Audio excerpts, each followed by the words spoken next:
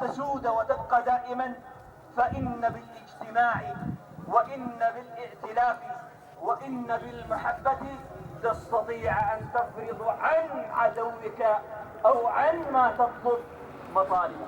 والله عز وجل يقول: واعتصموا بحبل الله جميعا ولا تفرقوا واذكروا نعمة الله عليكم إذ كنتم أعداء فألف بين قلوبكم فأصبحتم بنعمته إخوانا.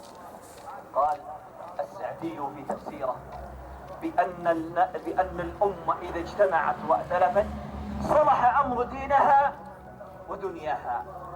إي والله، إذا اجتمعنا وإذا ائتلفنا وإذا صرنا كالجسد الواحد، فإن النبي صلى الله عليه وسلم قال: مثل المؤمنين في توادهم وتراحمهم وتعاطفهم كمثل الجسد الواحد إذا اشتكى منه عضو تداعى له سائر الجسد بالسهر والحمى.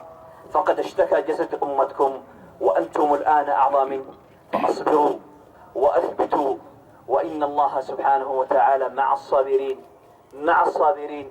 إذا صبرتم تتحقق مطالبكم.